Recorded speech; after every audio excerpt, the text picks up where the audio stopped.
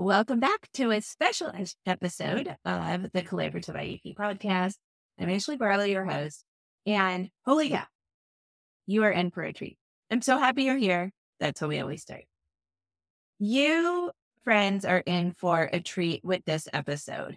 We are going to be talking about this bad boy, which is called Building and Sustaining Inclusive Educational Practices. It is joint policy guidance from OSERS, the Office of Special Education and Rehabilitated Services, and the Office of Elementary and Secondary Education. From our federal government, we got it in January, right before President Trump took office.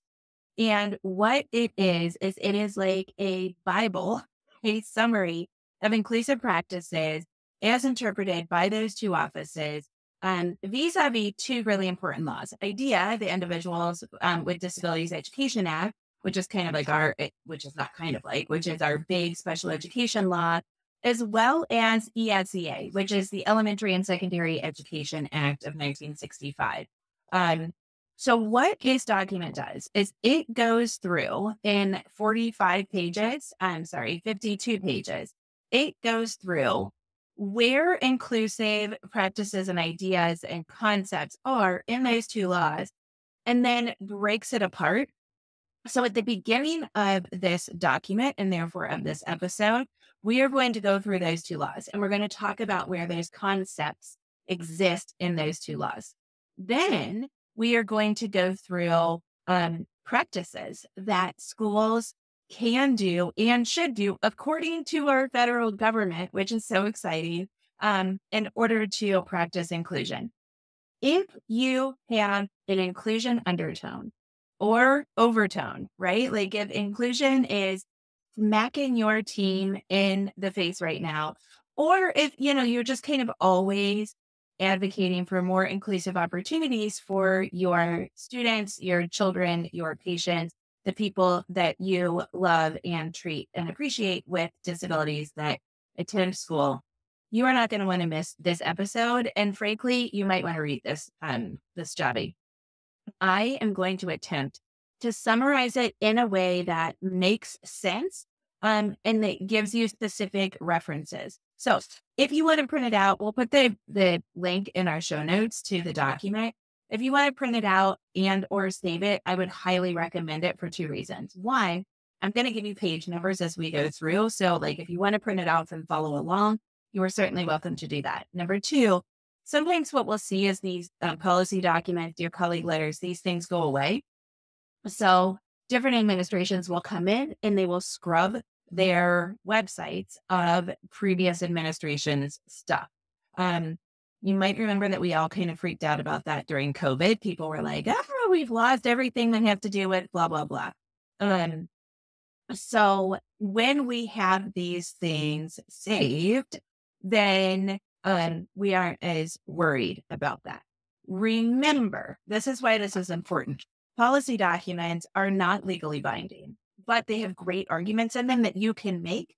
And the footnotes are just incredible because they cite laws that are legally binding, obviously, so long as they don't change. And they also cite research articles and books and interviews and all of that kind of stuff that you can use if you have to make a legal argument or an argument in an IEP team meeting at any time. So print it or save it electronically or both. And that'll help you follow along, and it'll also help you in the future if you have something that comes to fruition. So let's first start with kind of like the format, the outline of what we're going to talk about. A really important thing when you're reading a law or anything about the law is to see where you are in the context at all times.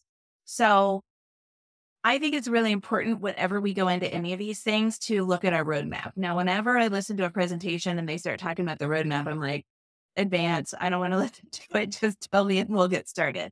But in this case, we have kind of two main themes, and I think it's important to know where we're going.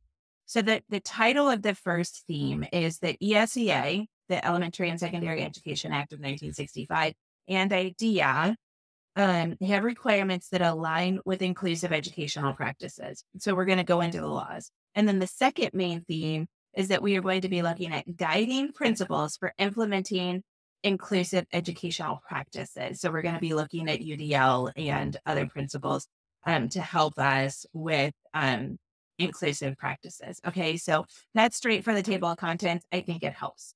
Let's dive into the introduction just to give us a little bit more context, and then we'll get started. Okay, so the introduction is 4 pages long.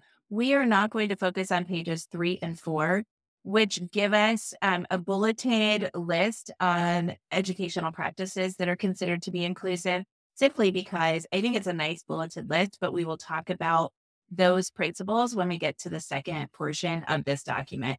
If you want to reference it, it's on pages 3 and 4 of the policy document. Pages 1 and 2 have our main introduction.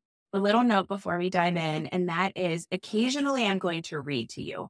One of the ways that I stay so casual, so to speak, when I'm teaching these things to you or presenting to you about them is I very generally don't outline things or prepare notes.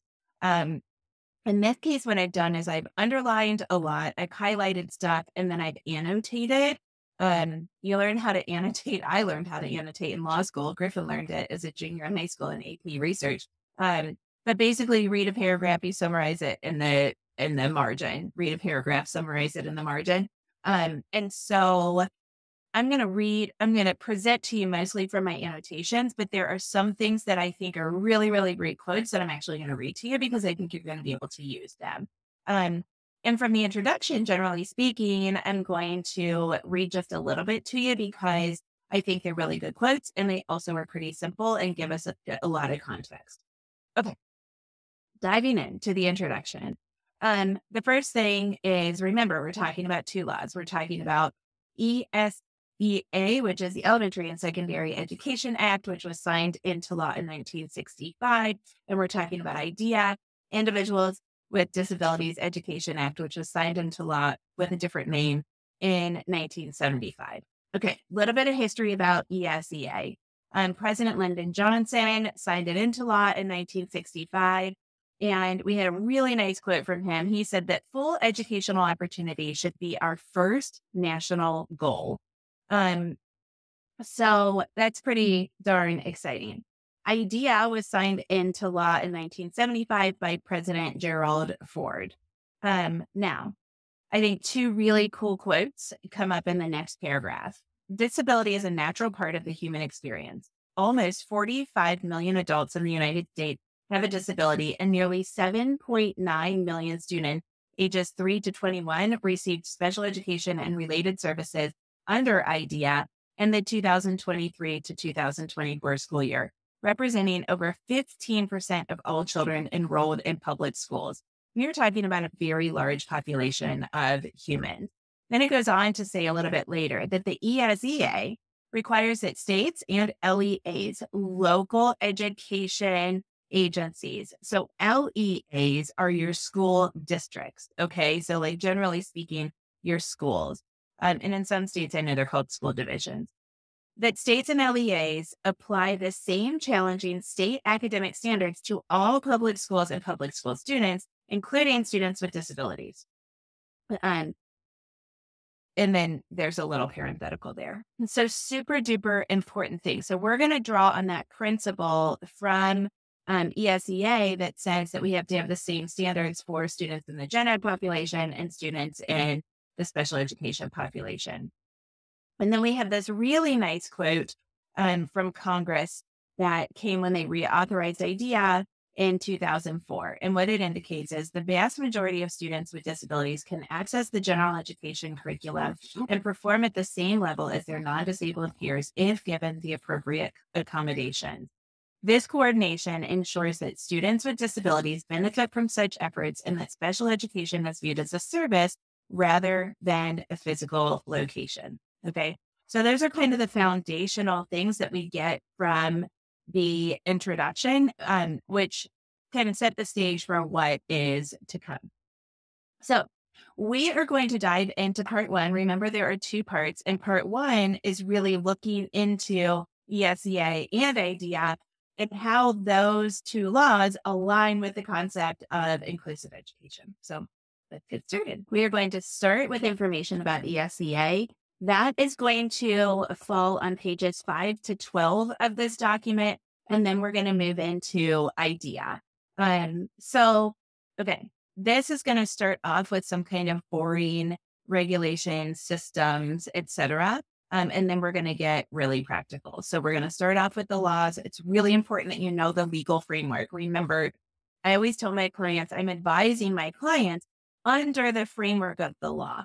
And so it's really important that we understand the framework. And frankly, that we that are taking these inclusive cases understand how to reference ESEA in addition to IDEA.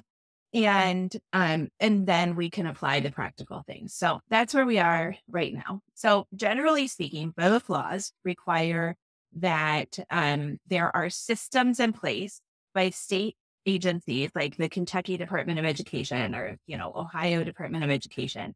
And that they have funding in place in order to do that. So systems and funding. In ESEA, we're talking largely and mainly about Title I, Part A, and you've probably heard about Title I quite a bit. So if you've heard about Title I funding, or we are Title I school, that's mainly what we are talking about.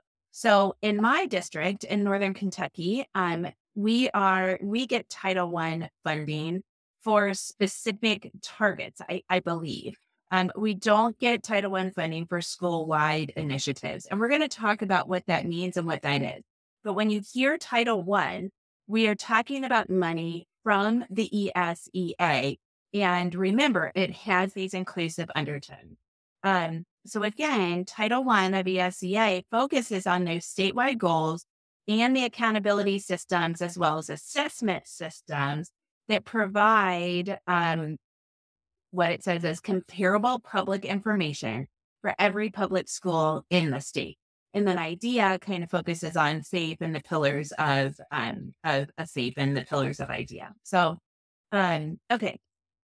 What Title I really is intended to do, like the actual purpose, we start with the purpose of Title I. And what it is supposed to do is to provide all children with significant opportunity to receive a fair, equitable, and high-quality education and to close achievement gaps.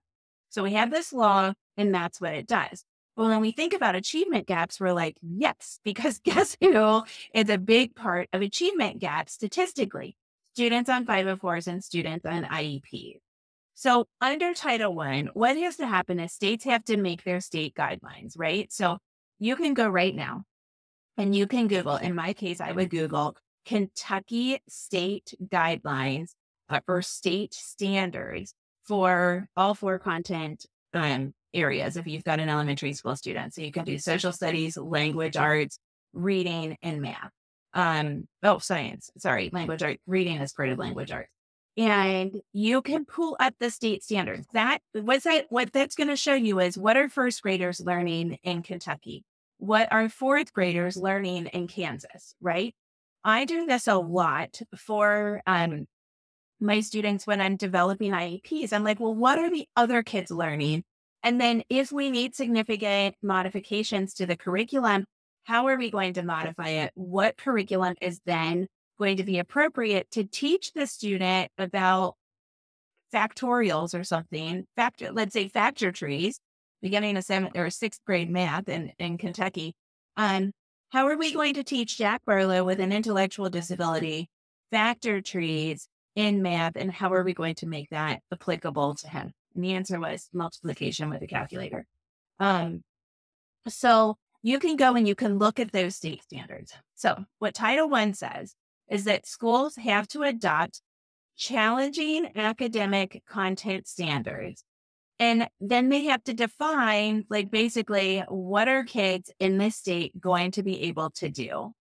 And that they then develop and administer assessments that are aligned to those standards. And that's where we get our state testing, right? Like in Kentucky, it's called the Kentucky Summative Assessment. But our state testing, that usually happens probably in May or June in your state.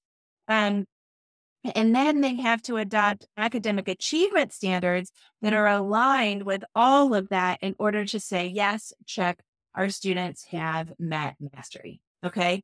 So it's about like setting the standard and then assessing to see if students are meeting the standard. What this does is this allows them to kind of track the accountability, right? To say which schools are doing well and which schools are not, which schools might need a little bit of improvement planning, and then they'll put them on corrective action plans. Okay. Of course, then through Title I, there's funding to help schools that are struggling. All right. So we set these standards, we figure out how we're going to assess them. We do assess them. We put the districts that need help on improvement plans, and then we give them funds to figure it out. In addition to that, there's kind of a note in here at the top of page 6, which indicates that funding from IDEA can help these struggling schools with things like technical assistance, professional development, assistive technology, etc. So then we think about data collection in IDEA, and we get a whole lot more from IDEA here coming up, but there's this reference to IDEA. So in Part B, which is our school-age children, our K-12 children, IDEA also requires a significant amount of data collection, which you know, and it also requires policies and procedures so that states are monitoring how students on IEPs are doing specifically. In addition to that, if states struggle under IDEA, if schools and school districts struggle under IDEA, there's funding to help them through that as well. Okay, so we have these systems in place. Now we're on page 7 of the document, and we've reached our next kind of little sub-paragraph under ESEA, which is teaching and learning. So of course, once we have the standards and we say how we're going to assess it, we've got to have this stopgap in the middle. Like, how are we going to teach the student in order to help them to meet these goals? So basically, we use the systems that we have in place in order to ensure good teaching, of course. So one way that ESEA looks at this is they require states and districts to publish report cards. The report cards then in turn can drive better practices. So you'll see your school district's report card. There are state report cards. You'll see those things listed a lot. And those report cards then can be really powerful tools in driving change by parents and by communities, right? So the report cards are published by one of those federal programs. Let me see if I can find it quickly. Okay, the report cards are published by, in our special episode, how we were talking about how the research branch of the Department of Ed has gotten like significantly reduced in size and in funding. We are seeing that some of these statistics are getting scrubbed from websites by the current administration. So the agency, I think it's NCI, not NCIS, it's a TV show. It doesn't really matter for the purposes of this, but the report cards, that's an example, like to kind of tie it into the changes that are happening at the federal level. This is an example of what's happening, right? So these things have to be published, but they're getting taken down or they're getting moved and they're less accessible. And the concern from the education and special education communities largely, right? Whether it's parents, communities, teachers, administrators, states, districts, et cetera, is that we rely on this information in order to make decisions about the most important things, teaching and learning. So the report card, I'm sure you've seen your report card, but they have really important things on them. So they show student achievement data. There's a big long list on page 8. And later on, when I get these lists, I started to underline things I wanted to highlight. I don't have them underlined on this one, but student achievement data, comparison of data across districts within the state, and then comparison of state to state. That's how you know that your state is the 41st in education or whatever It is high school graduation rate, um, chronic absenteeism, etc. We also then later, we're going to talk about how that data gets aggregated specifically to students on IEPs. Okay, so um, this information, these assessment data and all the other data sets get put into the school and district report cards, which then goes into a state report card, which then gets compared, right? So it's all of this like accountability stuff, and it's very, very intentional. Now, let's talk about how Title I does this. So Title I has basically two different programs. The one program is the school-wide program, and then the other one is like a targeted support program. Both of those can yield really good, inclusive practices. So let's dive into that a little bit further. Basically, under Title I, schools have to have data, analyze it, develop programs to resolve issues, and assess the success of their programs at least annually, if not more often.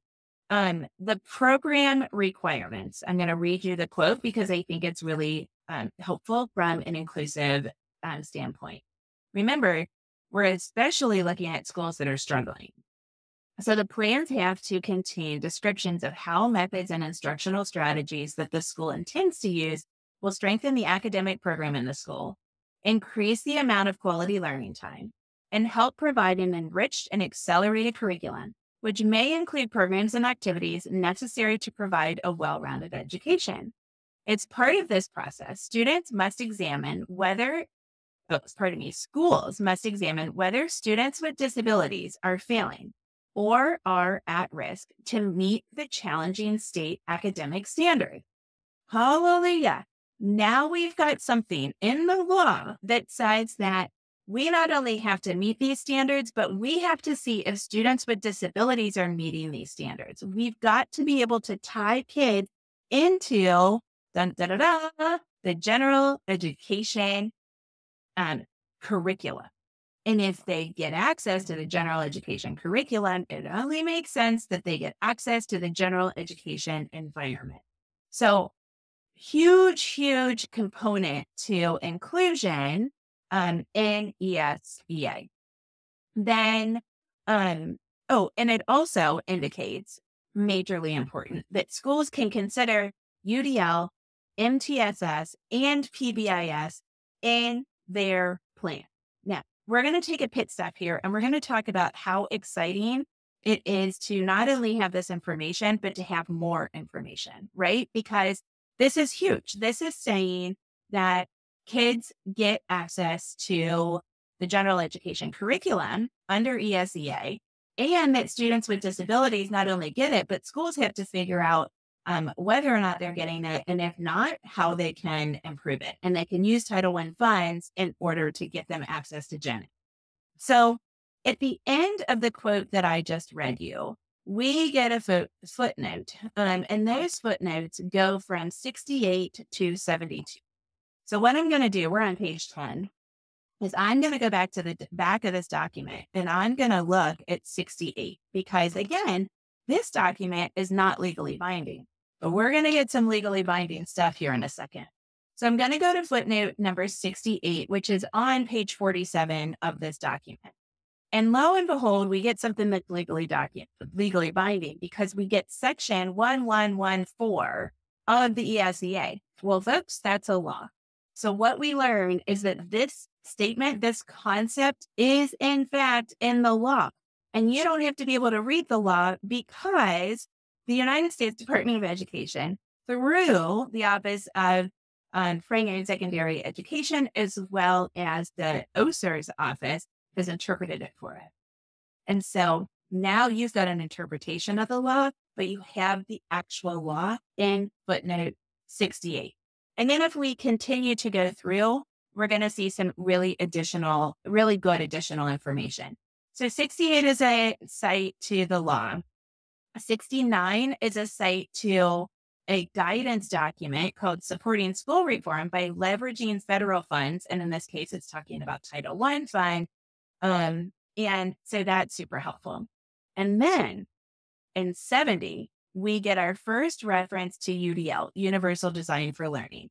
And it actually defines it. It says UDL is a research-based framework that provides barriers to learning by incorporating multiple means of engagement, representation, and action and expression into the design and implementation of instruction and assessment. For more information about UDL, go to this website. Well, Harry, maybe we're advocating for UDL practices. We now have that the federal government says, hey, we should use UDL. And here's a website that we think is pretty dandy. That's exciting stuff. 71, we get a reference back to the ESEA. And on 72, we get a website for positive behavior interventions and supports, PBIS. So that's an example of how we can use the footnotes in these things to really further our argument in and around the IEP table. So we're almost finished with school-wide programs, but now we're about to get really practical here for a second.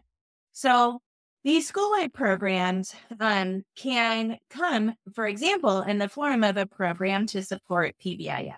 So what it might look like is that a district has bought a particular curriculum to support their school-wide positive behavior intervention systems and support. And then, so they paid for the curriculum, they have trained their staff on it, they have bought the materials, they have guest speakers come in, and they're using Title I funds in order to support all of that. They also can even hire staff to facilitate it. So, putting some meat to it, what's that look like? I'm going to start off with a quote, and then I'm going to give you some examples of what school-wide programming can look like. So what it says, and I just think this is so powerful, hang tight and listen. If you need a break, now would be a great time to take a break or to take a walk so that you can pay attention to this amazing quote that's coming up. Okay.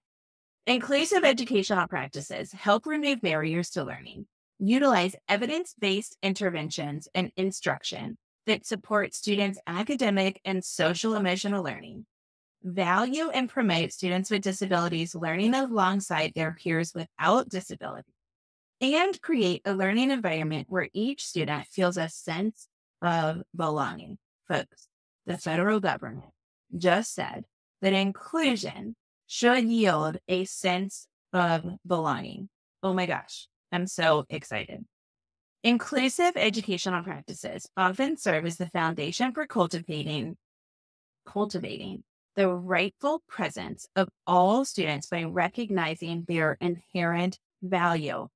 Yes, and amen. This is seriously what the federal government has said. I mean, how exciting is it? Imagine standing up in your IEP meeting and reading that paragraph. There are things that I keep in an IEP binder that's now a document on my computer, including Cory Booker's, the text from Cory Booker's speech at the Democratic National Convention in 2016, maybe. I should do a podcast episode on that. This quote is going in there because I just think it is so incredible. Anyway, I don't digress, but we will move on. Examples of school-wide programs that can promote inclusion. Increase learning time. Just, hey, we're going to teach you more. Instructional coaches, paying for evidence-based strategies. Like, hey, you know what? We all struggle at reading. We're going to get all of our teachers trained in Wilson Reading Program or MZ Reading Program or something like MTSS. Obviously, some schools call that RTI, Response to Intervention, or multi-tiered systems of support. And we see MTSS done a lot for students with behavioral needs nowadays, as well as reading and even math. Counseling and school-based mental health programs, mentoring services, and other strategies to improve students' non-academic skills. They also list school climate interventions like anti-bullying strategies and PBIS. They can use the money to pay for equipment, materials, trainings needed to compile and analyze the data. devices and software for students to access digital learning materials, um, activities that have been shown to be effective at increasing family and community engagement. So maybe they use the money for like a science fair or job fair or something like that. Career and technical education programs and activities designed to increase access and prepare students for success in high quality advanced coursework to earn post-secondary credit while in high school. So we're talking about our AP classes, our dual credit classes, and our national baccalaureate classes, et cetera, et cetera. Okay. So super important about these school-wide programs. They are only available if at least 40% of the school population is qualifies as low income families, so free and reduced lunch. Otherwise, if they aren't, schools still may be eligible for Title I funds if they are eligible for targeted interventions. Targeted interventions pay teachers, they pay for teachers and they pay for programs in order to do targeted things, like just for reading, for example. So you could identify kids with the money and then you could help the students by way of teaching them with curriculum with those targeted funds. Okay. So that is kind of the legal synopsis of Title I. That was a lot to get through as it applies to inclusion specifically. Now, using idea for inclusion is the second part of part one. And what I'm going to say is a lot of the concepts that are in this part, most of the concepts that are in this part are also in my inclusion workshop. So this is going to be a little bit dry. The inclusion workshop is not super dry. This has references to different and additional guidance documents, dear colleague letters, etc. And the inclusion document, is presented with pretty slides and that kind of thing. So if you're interested in downloading my inclusion workshop, which who knows, maybe I will revise at some point with this guidance document and certainly access that. I probably won't revise it, but this will probably be the foundation for some IEP Guru Academy videos in the future. So that's kind of an overview on, if you don't like this format, go over to the inclusion workshop, which you can download from, I think the tab on my website is called Shop, the collaborativeiep.com, tab Shop, and then you'll get the inclusion workshop. I mean, you can bundle it with the behavior workshop if you so choose. Okay. So basically what we're talking about in part one, I'm going to call it little part B, even though they don't have a letter like that. We're talking about using inclusion, using idea for inclusion. So we get some really good stuff in here, and I have so much underlined because it's so important. But basically in the first paragraph, we're on page 12. What we get is we get the parts of the IEP. So it lists the parts of the IEP. We start with present levels and we blah, blah, blah. And, all the way down to program supports, LRE, et cetera. And then it references general education curriculum. And it actually indicates that Gen Ed is not defined in IDEA, but the regulations indicate that the general education curriculum is the same curriculum as for non-disabled children. And we get a nice footnote to that so we can find the reg that says that.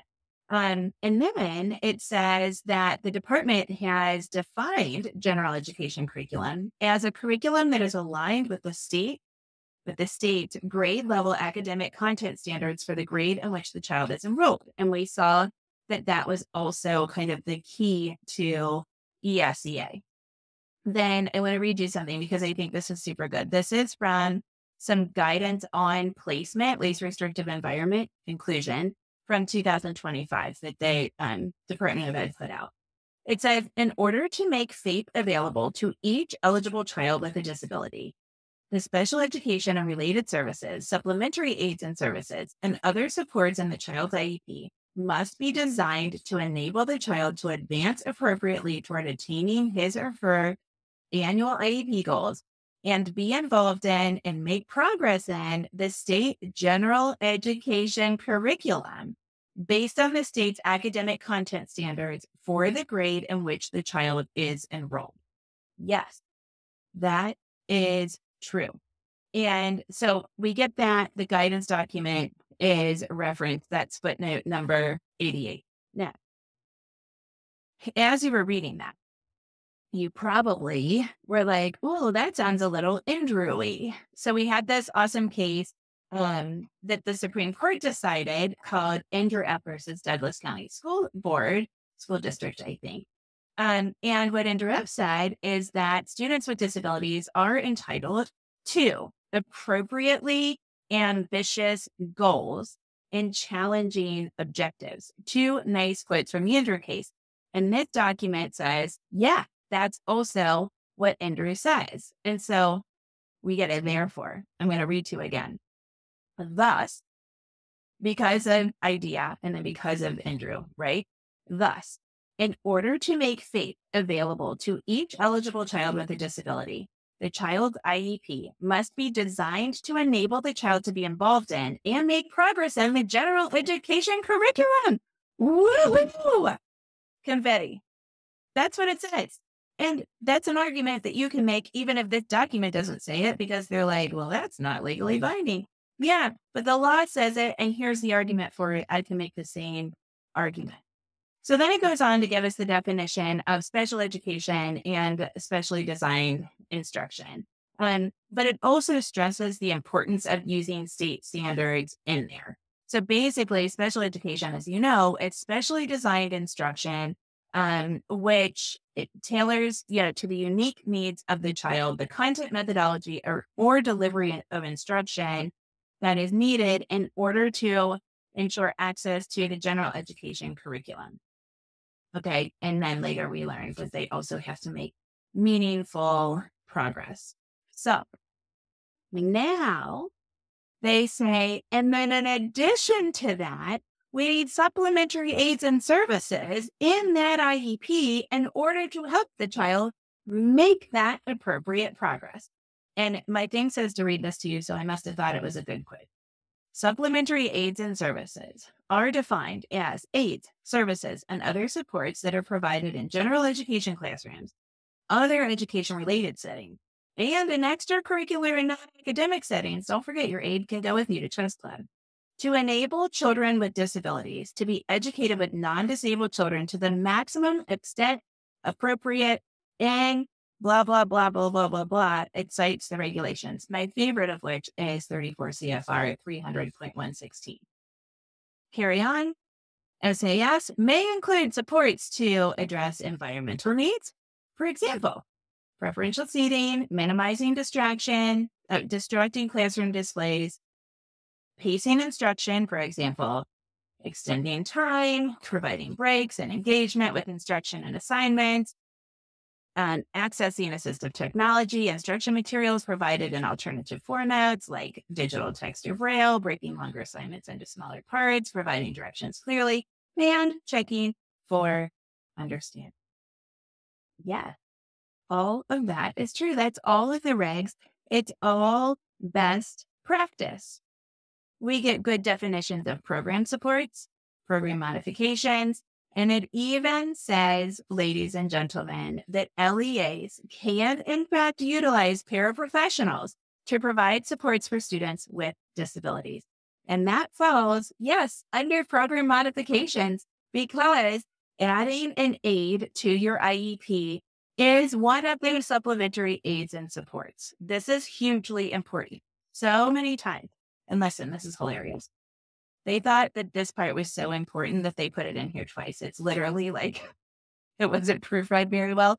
You know, when they say, like, write a document because, remember in fourth grade when they would say, use your best handwriting, pretend that you're writing to the President of the United States. Insert joke that I'll keep to myself. Well, another joke is that this was written by the federal government and it has a horrendous typo because there's a paragraph that's about 7 lines long that's in here twice. Anyway, I do digress on that one. But they must have thought it was important. So I hear often, oh gosh, we can't do an aid. That is so restrictive. That will really, really just crush us independent. Guess what? An aid under the federal law is considered a supplementary aid and service. And so we layer that on before we go to a more restrictive setting. And this document has the spirit of that argument in it twice at page 14. Okay. We're finishing up with the boring part, and this is getting long, so we might break it into two special episodes. You just never know. We get this nice little chart on page 15. Basically, the gist is that SDI can be a part of general education and taught by a general education teacher, and that's a really important thing. Page 16, we start to learn about collaboration. And basically, here's the idea with collaboration. So the point about general education teachers being able to implement SDI is important because collaboration between gen ed and special ed is essential to special education. Top of page 16, we learn that.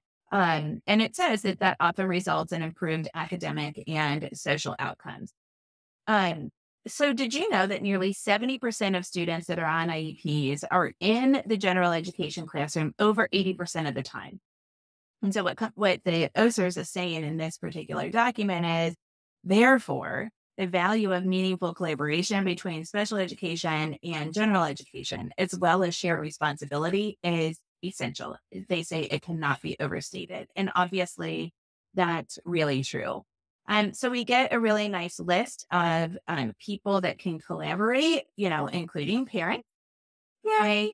If you're having trouble with meaningful participation, like you want to stop your feet and say, listen to me, I would reference page 16 of this where it says the parents. Yes.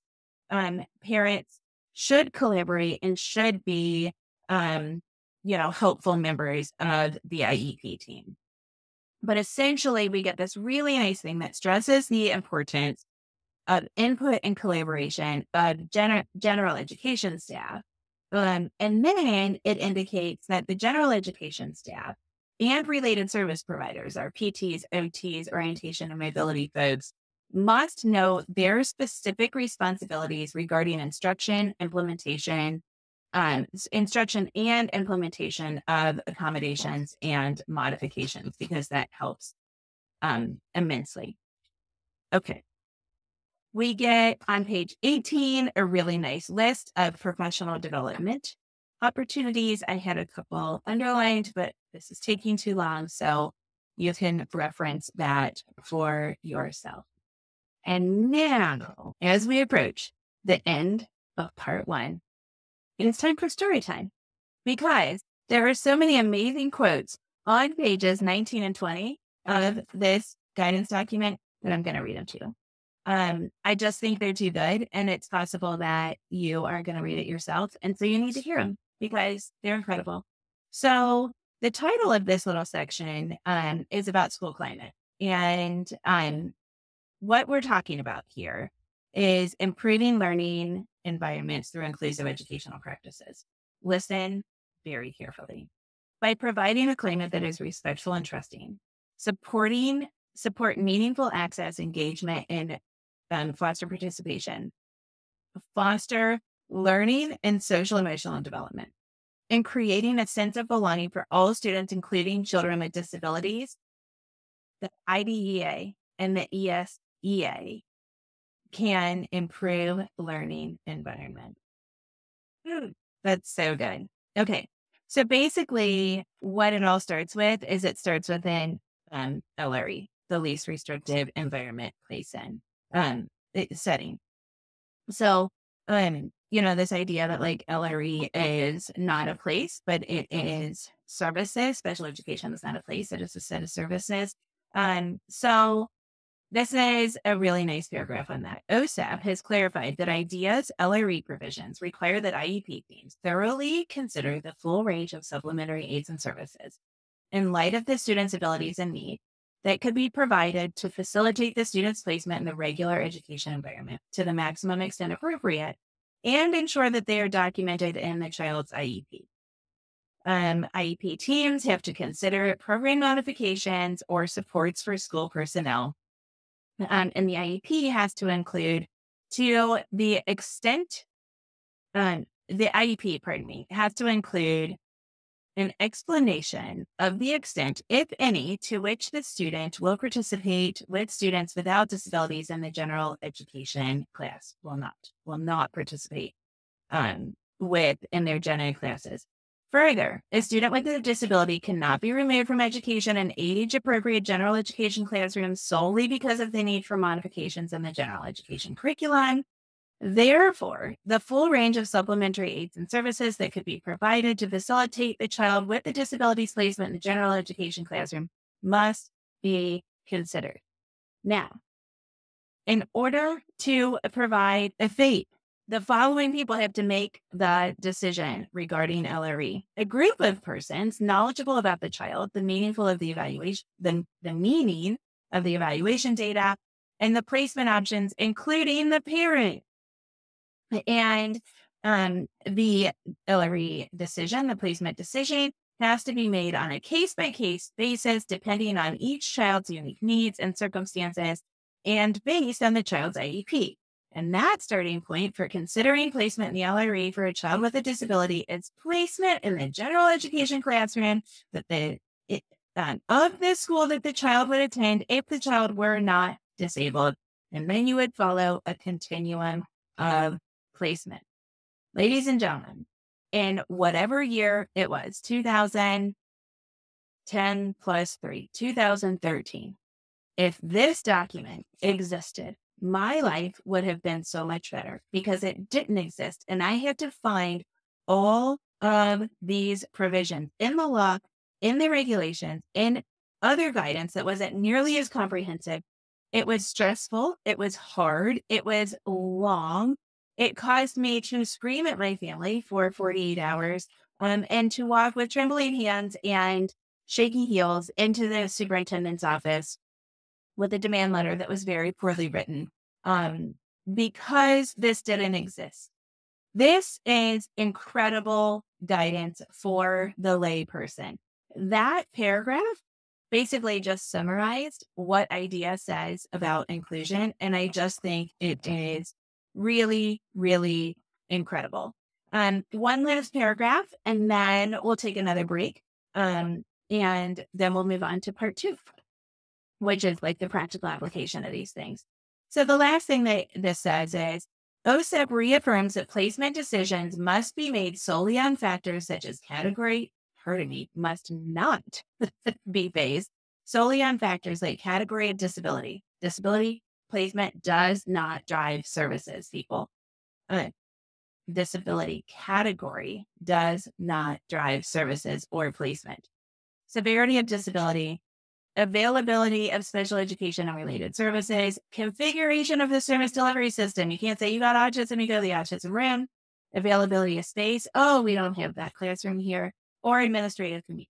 In addition, OSEP has long held that school districts cannot claim lack of adequate personnel or resources as a reason to relieve them of their obligation to make FAPE available in an LRE. And yes, I did, in fact, put that in an email this morning. On page 21 and 22, give us a really nice chart of Title 1 activities, and it is very, very good. But now we are going to move on to part 2 of this document, which starts on page 23 and is titled Guiding Principles for Implementing Inclusive Educational. And I just looked at our length, and I have made the executive decision that we are going to make this a 2-part special episode. It's just too long, and I don't want to overwhelm you with information. So congratulations on getting through the legal mumbo jumbo. I really hope that I have made it accessible to you and I've made it make sense to you. If we need more examples, we can go back through this thing and pick out specific examples and more context. So please don't hesitate to reach out to me. Maybe we make it a 3-part episode. Maybe I bring in a guest to talk through this with me. But you've made it through part 1. We're going to start part 2 in a upcoming special episode. And these things are not done on any schedule. I just recorded this at lunch. So Stay tuned. Part 2 coming up. This is super exciting, you guys. I just think this document is so great. I was like jumping out of my seat on an airplane as I was reading it, and I'm excited to share it with you. Have a great week.